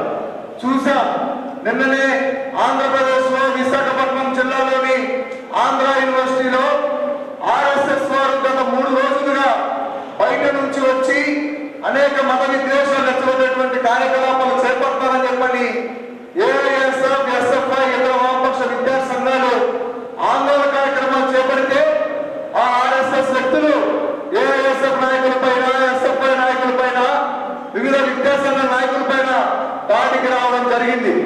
నిన్న మాట్లాడుతూ ఉన్నారు ఏబీవీపీ వాళ్ళు, ఆర్ఎస్ఎస్ వాళ్ళు, ఈ ఏఐఎస్ఎఫ్, ఎస్ఎఫ్ఐ విద్యార్థి సంఘాలు యూనివర్సిటీల్లో కేవలం వాళ్ళ ఉనికి కోసమే ఇటువంటి కార్యక్రమాలు చేస్తామని చెప్పని మేము అడుగుతా ఉన్నాం. ఈ తెలంగాణ రాష్ట్ర మహాసభ వేదిక ఈ రోజు నిజంగానే ఆంధ్ర యూనివర్సిటీలో, ఇదే తెలుగు రాష్ట్రాల్లో ఏబీవీపీ కనుక ఉనికి ఉంటే మిమ్మల్ని ఆంధ్ర యూనివర్సిటీలో అనేక మంది విద్యార్థులు మిమ్మల్ని బయటికి తరలికొట్టే వాళ్ళు కాదు. ఖచ్చితంగా ఈ రాష్ట్రంలో, ఈ దేశంలో విద్యార్థుల పక్షాన విద్యారంగ సమస్యలపై ఉద్యమాల ఊపిరిగా, పోరాటమే ప్రాణంగా, పరిష్కారమే ధ్యేయంగా సాగసినటువంటి విద్యార్థి సంఘం ఆల్ ఇండియా స్టూడెంట్ ఫెడరేషన్ చెప్పని గొప్పగా చెప్తా ఉన్నాం. ఈరోజు కాంగ్రెస్ మనకు తెలుసు, తెలుగు రాష్ట్రాల్లో పెండింగ్ లో ఉన్న ఫీజు రియంబర్స్మెంట్ బకాయిలు పూర్తిగా విద్యార్థులు వెలిగిస్తా ఉన్నాయి. ఇటీవల ఆంధ్రప్రదేశ్ రాష్ట్రంలో కూడా 6,000 కోట్ల రూపాయలు ఫీజు రియంబర్స్మెంట్ బకాయిలు ఉన్నాయని చెప్పని ఏఐఎస్ఎఫ్ ఆధ్వర్యంలో పెద్ద ఎత్తున 24 రోజుల పాటు రాష్ట్ర వ్యాప్తంగా బస్సు యాత్ర నిర్వహించాం. ఆ బస్సు యాత్ర ముగింపు కార్యక్రమానికి తెలంగాణ రాష్ట్ర కార్యదర్శి పుట్ట లక్ష్మణ్ గారు కూడా రావడం జరిగింది. నవంబర్ 12వ తేదీన బస్సు యాత్ర ముగించడం జరిగింది. నవంబర్ 21వ తేదీన రాష్ట్ర విద్యాశాఖ మంత్రి, మా ఆంధ్రప్రదేశ్ ముఖ్యమంత్రి ముఖ్యుల కుమారుడు నారా లోకేష్ గారు ఏఐఎస్ఎఫ్ నాయకత్వాన్ని చర్చలు పిలవడం జరిగింది. దాదాపు 1:34 నిమిషాల పాటు చర్చల్లో అనేక విద్యారంగ సమస్యల మీద మాట్లాడడం జరిగింది. కానీ చర్చలు విఫలమవడంతో అక్కడే ప్రకటించాం బయటకు వచ్చి. అదే కమ్యూనిస్ట్ పార్టీ సిపిఐ ఆఫీస్ లో నవంబర్ 20న సాయంత్రం ఖచ్చితంగా వారం రోజుల్లో ఏఐఎస్ఎఫ్ విద్యార్థి ఉద్యమాన్ని ఈ కూటమి ప్రభుత్వానికి చవి చూపుదామని చెప్పని పెద్ద ఎత్తున 100,000 మంది విద్యార్థులతో విజయవాడలో కార్యక్రమం చేపట్టాం. అనంతరం ఆ తర్వాత రోజే 480 కోట్ల రూపాయల ఫీజు రియంబర్స్మెంట్ బకాయిలు విడుదల చేస్తామని చెప్పని ప్రభుత్వం ప్రకటించింది. అనంతరం ఇటీవలే ఒక వారం క్రితమే మరొక 1,200 కోట్ల రూపాయలు కూడా ఫీజు రియంబర్స్మెంట్ విడుదల చేశారు. కామ్రేడ్స్, ఇది చెప్తుంది కేవలం ఆంధ్రప్రదేశ్ చేసిందని కాదు, మన ముందు అనేక మంది మాజీ నాయకులు అనేక మంది మాట్లాడటం జరిగింది. కేవలం పత్రికా ప్రకటనలకు మాత్రమే కాదు, పోరాటాల ద్వారా మనం హక్కులు సాధించుకోవాలని చెప్పని. ఖచ్చితంగా మన పెద్ద ఎత్తున తెలంగాణ రాష్ట్రంలో అదేవిధంగా ఇతర రాష్ట్రాల్లో కూడా చేసుకోవాల్సిన అవసరం ఉంది. ఈరోజు ఈ రాష్ట్రంలో దాదాపు 8,000 కోట్ల రూపాయల ఫీజులు బకాయి ఉన్నాయని చెప్పని ఏఐఎస్ఎఫ్ తెలంగాణ రాష్ట్రంగా తెలియజేశారు. అంటే దాదాపు మనం సెమిస్టర్ ఫీజు 35,000, 45,000 రూపాయలు వేసుకున్నా కూడా దాదాపు ఈ రాష్ట్రంలో 17 లక్షల మంది విద్యార్థులు చదివిన చదువుకి సర్టిఫికేట్ లేక దాదాపు 5-6 సంవత్సరాల నుంచి డిగ్రీలు, బీటెక్లు, పీజీలు పూర్తి చేసుకొని పూర్తిగా రాష్ట్రంలో ర్యాపిడోలు, స్విగ్గీలో, జొమాటోలో పనిచేస్తున్న పరిస్థితి ఈ ఉమ్మడి తెలుగు రాష్ట్రంలో నెలకొంటా ఉంది. కాంగ్రెస్ దాదాపు ఈ రాష్ట్రంలో మనం చూస్తూ ఉన్నాం. ఆంధ్రప్రదేశ్ లో చూసుకుంటే తెలుగుదేశం పార్టీలో పూర్తిగా ఎంపీలు, ఎమ్మెల్యేలు మొత్తం ఆ రాష్ట్రంలో అక్షరాన్ని లక్షల రూపాయలకు అమ్ముకుంటూ విద్యను విలువ నిలబెట్టి వ్యాపారం చేసేవారే ఈరోజు మన ఆంధ్రప్రదేశ్ లో కూటమి ప్రభుత్వంలో ఎమ్మెల్యేలుగా, ఎంపీలుగా, మినిస్టర్లుగా కొనసాగుతూ ఉన్నారు. ఈరోజు మన ఆంధ్రప్రదేశ్ చూసుకుంటే నారాయణ విద్యా సంస్థల యజమాని మనకు తెలుసు. నారాయణ మన ఆంధ్రప్రదేశ్ లో పురపాలక శాఖ మంత్రిగా ఉన్నాడు. ఎన్ఆర్ఐ విద్యా సంస్థ తెలుసు. పూర్తిగా ఆలపాటి రాజేంద్ర ప్రసాద్ గుంటూరు, కృష్ణా జిల్లా టీడీపీ ఎమ్మెల్సీగా ఉన్నాడు. భాష్యం విద్యా సంస్థ చూసుకోవచ్చు. భాష్యం రామకృష్ణ టీడీపీ సానుభూతి బడిలో ఉన్నాడు. విజ్ఞాన విద్యా సంస్థ చూసుకోవచ్చు. పల్నాడు జిల్లా టీడీపీ ఎంపీగా ఉన్నాడు. గీతం యూనివర్సిటీ చూసుకోవచ్చు. రాష్ట్రంలో బాలకృష్ణ అల్లుడిగా, నారా లోకేష్ తోడలుడిగా విశాఖపట్నం టీడీపీ ఎంపీగా కొనసాగుతూ ఉన్నారు. నేను ఈ 5 విద్యా సంస్థలు చెప్పడానికి కారణం పూర్తిగా ఆంధ్రప్రదేశ్ లోని మాత్రమే కాదు, ఆ విద్యా సంస్థ తెలంగాణలో కూడా ఉన్నాయి. పూర్తిగా నారాయణ, భాష్యం, ఎన్ఆర్ఐ, విజ్ఞాన్, గీతం యూనివర్సిటీలు మొత్తం ఈ ఉమ్మడి ఆంధ్రప్రదేశ్ రాష్ట్రంలో ఉన్నాయి కాబట్టి మేము చెప్తా ఉన్నాం. అదేవిధంగా కేవలం టీడీపీలో మాత్రమే కాదు, ఈ రాష్ట్రంలో చూసుకుంటే కూడా కాంగ్రెస్ లో కూడా అనేక మంది, టీఆర్ఎస్ లో కూడా అనేక మంది పూర్తిగా పక్కన చూసుకుంటే మేనిఫెస్టోలో, బడ్జెట్ సమావేశాల్లో ప్రభుత్వ విద్యను కాపాడుతాం, ప్రభుత్వ విద్యను కాపాడుతాం అని చెప్పని గొప్పగా చెప్పుకుంటూ ఆందోళన చేస్తారు. కానీ అక్షరాన్ని లక్షల రూపాయలకు అమ్ముకునేది ఆ పార్టీలో నుండి ఎమ్మెల్యేలే. విద్యను మీద నిలబెట్టి వ్యాపారం చేసేది ఆ పార్టీ ఎమ్మెల్యే, మినిస్టర్లే. కాబట్టి ఖచ్చితంగా ఏఐఎస్ఎఫ్ ఉమ్మడి రాష్ట్రాల్లో, తెలుగు రాష్ట్రాల్లో పెద్ద ఎత్తున ఫీజు నియంత్రణకు వ్యతిరేకంగా మనం కార్యక్రమాలు నిర్వహించాల్సిన అవసరం ఉంది. కాంగ్రెస్ అదేవిధంగా తెలుసు, రాష్ట్రంలో ఎస్సీ, ఎస్టీ, బీసీ సంక్షేమ హాస్టల్స్ ని పూర్తిగా కాపాడుతాము, పేద విద్యార్థుల ప్రాణాలని మా కన్నబిడ్డల్లా చూసుకుంటామని చెప్పని వాగ్దానాలు చేస్తారు. కనీసం మీ రాష్ట్రంలో, మన తెలంగాణ రాష్ట్రంలో నయం 65 రూపాయలు చెల్లిస్తామని చెప్పారు. కానీ ఆంధ్ర రాష్ట్రంలో కేవలం మెస్ ఛార్జీలు 50 రూపాయలు మాత్రమే కేటాయిస్తా ఉన్నారు. ఈ రోజు నిత్యావసరాలకు అనుగుణంగా ఈ రాష్ట్రంలో కానివ్వండి, ఈ దేశంలో కానివ్వండి, సాధారణ విద్యార్థికి ఈ ప్రభుత్వ సంక్షేమ హాస్టల్ భోజనం అందించాలంటే ప్రభుత్వం పర్మిషన్ ఇచ్చినటువంటి అగ్రికల్చర్ మార్కెట్ లో కానివ్వండి, గిరిజన మార్కెట్ లో కానివ్వండి 74 రూపాయలు పడతా ఉన్నాయి యావరేజ్ గా. కానీ ఈ రాష్ట్ర ప్రభుత్వం మాత్రం కేవలం, తెలంగాణ రాష్ట్ర ప్రభుత్వం మాత్రం కేవలం ఆ విద్యార్థులకు 65 రూపాయలు మాత్రమే కేటాయిస్తుంది. అంటే పూర్తిగా మీరు 10 రూపాయలు తక్కువ కేటాయిస్తూ ఈ రోజు పేద విద్యార్థులకి నాణ్యమైన భోజనం పెట్టాలని చెప్తా ఉన్నారు. మీరు నిజంగా అంత 100 కోట్ల రూపాయలు సంక్షేమ హాస్టల్ విద్యార్థులు కేటాయిస్తే ఈ రాష్ట్రంలో ఇంకా విద్యార్థులు ఎందుకు ఫుడ్ పాయిజన్ గురై హాస్పిటల్ పాలవుతా ఉన్నారు? ఇంకా ఈ రోజు మరమ్మతులు లేక, పూర్తిగా సౌకర్యాలు లేక ఆడపిల్లలు ఎందుకు ఇబ్బందులు పడతా ఉన్నారు? ఈ రోజు పూర్తిగా జనవరి వచ్చింది, ఫిబ్రవరి వచ్చింది, చలికాలం ప్రారంభమైనా కూడా అక్కడ విద్యార్థులకి దుప్పట్లు ఇవ్వలేదు. ఈరోజు స్పష్టంగా ఈ తెలంగాణ ప్రభుత్వాన్ని తెలియజేస్తా ఉన్నాం. పూర్తిగా ఈ రాష్ట్రంలో సంక్షేమ హాస్టల్ విద్యార్థులు మొత్తం రాత్రుల పూట దోమల సంగీత రాగాల మధ్య నిద్రిస్తా ఉన్నారు. పూర్తిగా రాష్ట్రంలో విద్యార్థులకి ఆసుపత్రులు పాలవుతా ఉన్నారు. ఏఐఎస్ఎఫ్ కానివ్వండి, ఇతర విద్యార్థి సంఘాలు కానివ్వండి, సాంఘిక సంక్షేమ హాస్టల్స్ అవుతా ఉంటే సమస్యలతో మనపై స్వాగతం పలుకుతూ ఉన్నాయి. కాబట్టి ఖచ్చితంగా పేద విద్యార్థుల పక్షం కోసం, అనగాని వర్గాల విద్యార్థుల కోసం ఈ రాష్ట్రంలో పెద్ద ఎత్తున ఉద్యమాలు చేపట్టాల్సిన అవసరం ఉంది. కాంగ్రెస్ గతంలో ఫీజు రియంబర్స్మెంట్ కోసం కూడా ఏఐఎస్ఎఫ్ తెలంగాణ రాష్ట్ర సమితి అనేక సార్లు చలో అసెంబ్లీకి, చలో సెక్రటరీకి పిలుపునివ్వడం జరిగింది. పెద్ద ఎత్తున మిలిటెంట్ ప్రోగ్రాం నిర్వహించారు. దానికి వారికి కూడా ఆంధ్రప్రదేశ్ రాష్ట్రం నుంచి విప్లవం తెలియజేస్తా ఉన్న కాంగ్రెస్ ఖచ్చితంగా మనం ఈ మహాసభ అనంతరం, మహాసభలు అంటే కేవలం కొత్త సమితి, కొత్త నాయకత్వం, కొత్త ఆఫీస్ బ్యాలెన్స్ కాదు, ఇది ఒక చర్చా వేదికగా మారాలి. ఖచ్చితంగా ఏఐఎస్ఎఫ్ ఈ రాష్ట్రంలో అన్ని జిల్లాల్లో, అన్ని నియోజకవర్గాల్లో, మండల స్థాయిలో, కళాశాలల్లో ఖచ్చితంగా మన ఏఎస్ఎఫ్ జెండా ఉండాలి. కళాశాల ఎక్కడున్నా ఒక్కడున్నా ఎగరేస్తాం ఏఎస్ఎఫ్ జెండా విధంగా మనం విద్యా సంస్థల్లోకి వెళ్ళాలి. ఆంధ్రప్రదేశ్ లో రాష్ట్ర విద్యాశాఖ మంత్రి నారా లోకేష్ ప్రకటించాడు, విద్యార్థి సంఘాలు ఎక్కడ విద్యా సంస్థలకు వెళ్ళకూడదని చెప్పని. ప్రభుత్వానికి బహిరంగ ఛాలెంజ్ విసిరి ఏఎస్ఎఫ్ నాయకత్వం విద్యా సంస్థలకు వెళ్తా ఉంది, విద్యారంగ సమస్యలు తెలుసుకుంటా ఉంది. ఖచ్చితంగా ఈ రాష్ట్రంలో కూడా పార్టీ పొత్తులో ఉన్నా కూడా మనకు ఖచ్చితంగా విద్యార్థులు నేడు అవసరం. విద్యార్థుల పక్షాన మనం నిలబడాలి. 90 సంవత్సరాల విద్యార్థులే మన సంఘాన్ని బతికిస్తా ఉన్నారు. ఈ 2 పదుల వయసులోనే మనకి ఈ 4 లక్షల ఏఎస్ఎఫ్ సమాజంలో ఎంతో గౌరవిస్తా ఉంది. కాబట్టి ఖచ్చితంగా ఆ సంఘానికి మనం తిరిగి ఖచ్చితంగా చెల్లించాల్సిన అవసరం ఉంది. ఆ చెల్లింపు మనం శక్తి మించి పనిచేస్తేనే, కమిటీలు వేసి రాష్ట్రంలో ఏఎస్ఎఫ్ మొదటి సంఘం అని చెప్పని నిరూపిస్తేనే కూడా మనం న్యాయం చేసే వాళ్ళతో కాంగ్రెస్ ఈ రాష్ట్రంలో కానివ్వండి, ఆంధ్రప్రదేశ్ లో కానివ్వండి, ఏ విద్యారంగ సమస్య ఉన్నా కూడా ఖచ్చితంగా మన ఆఫీసుల్లోనే రౌండ్ టేబుల్ జరుగుతూ ఉన్నాయి. ఖచ్చితంగా మనమే దిశానిర్దేశం చేస్తా ఉన్నాం. ఖచ్చితంగా మనమే ఎజెండా క్రియేట్ చేస్తా ఉన్నాం. కాబట్టి భారతదేశం వ్యాప్తంగా మరీ ముఖ్యంగా ఈ రాష్ట్రంలో వామపక్ష విద్యార్థి సంఘానికి అఖిల భారత విద్యార్థి ఫెడరేషన్ పెద్ద ఎత్తున పెద్దల పాత్ర పోషిస్తుందని చెప్పడంలో మన ఏ సందేహం లేదని కూడా చెప్పడం కూడా ఏఎస్ఎఫ్ తెలియజేస్తూ ఖచ్చితంగా ఈ మహాసభలు విజయవంతం కావాలని, ఈ మహాసభలో తెలంగాణ రాష్ట్రంలో కూడా విద్యారంగ సమస్యలపై భవిష్యత్తులో పెద్ద ఎత్తున ఎజెండా క్రియేట్ చేసుకుని రాష్ట్రంలో పెద్ద ఎత్తున ఉద్యమాలు చేసే విధంగా కూడా ఉండాలని తెలియజేస్తూ మమ్మల్ని ఆహ్వానించినందుకు ఏఎస్ఎఫ్ ఆంధ్రప్రదేశ్ రాష్ట్రం నుంచి తెలంగాణ రాష్ట్రానికి ప్రత్యేక అభినందన తెలియజేసుకుంటూ సెలవు తీసుకుంటున్నాను. ఎంతమంది అయినా ఆ మార్గాన్ని చూపేది కమ్యూనిజం కాబట్టి ఆ కమ్యూనిజం పై ఒక పాట పాడుతున్నా. పరిణామం చారిత్రక నియమం అది ప్రకృతి పరిణామం.